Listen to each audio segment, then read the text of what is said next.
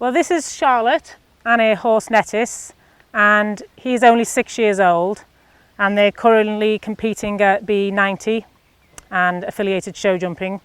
And dressage wise, although he has competed at elementary, he's not yet established at the level.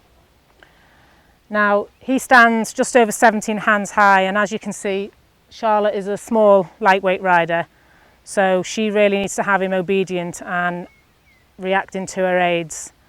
It'd be very easy for a young horse of this size to just toe around on his forehand, so we're going to do some exercises today to help his balance and his rideability. So if you're ready, Charlotte. So again, even in the canter, it's just at this point about loosening. You're not really putting him in too much of a frame. And we're just thinking about keeping the rhythm as well.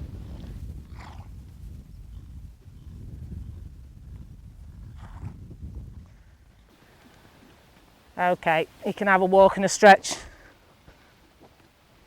Think about then getting him a bit sharper off the leg now, in a way that doesn't make you work too hard. And when you start asking him to do things, I've just noticed that your lower leg starts to come back a bit, Charlotte. Now, if you just stand there a sec, your leg is at its most effective when you can use it right at the girth there. That's its most effective point. So the second you start doing this, they start getting a bit numb and a bit dead. It's more effective at the girth. So that's where you want to try and just keep that relaxation in your knee, and that way your leg will just stay on at the girth. So what we'll do, we'll ride a serpentine in trot. And probably we'll just do a nice big 3-loop one. We won't do 4 loops, that'll be a bit sharp for him.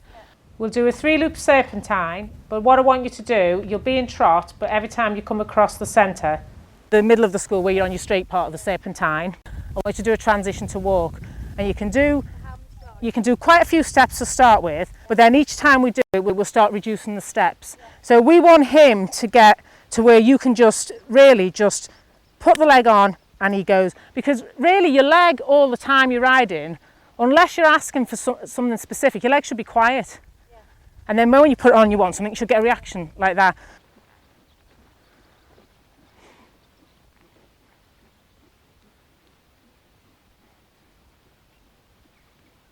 And stay tall in both transitions, up and down.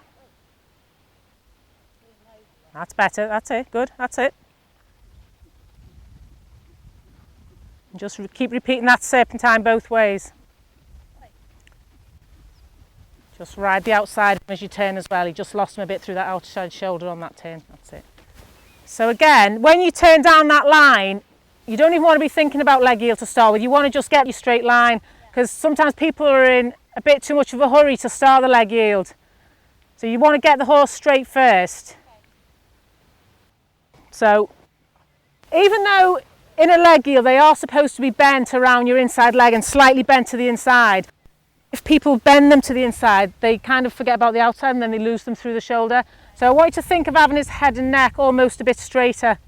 Don't worry too much about having him bent. Just think of having his head and neck more straight and just let the movement do the work. So just think about your straight line to start with. Think straight, straight, straight. And that's good. And when you're ready from there, that's nice, good. And we'll go rising and give him a pat, that was good. Okay, you can go rising.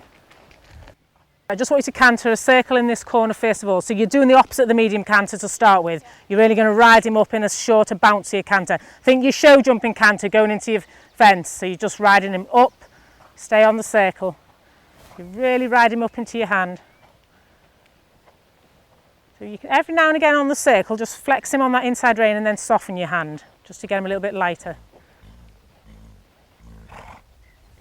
Okay, so next time, go at medium canter. So when you think, you don't hammer your medium canter the second you're coming out of the corner. Let yourself get out of the corner, and then just ride 3 or 4 strides. Obviously you haven't the full arena, so you just judge yourself where you need to bring him back.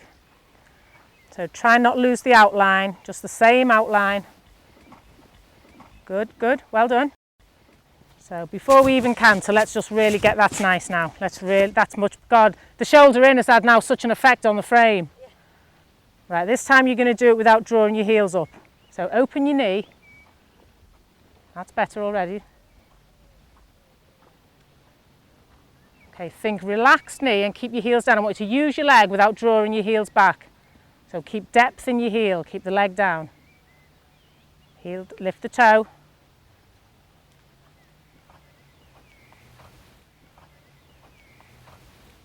The canter's more uphill just from them couple of transitions. You can feel him just coming up. But the trot and the canter is much, much better. Okay, start working him long and low now. Let him start winding down. He loves long and low. Good boy.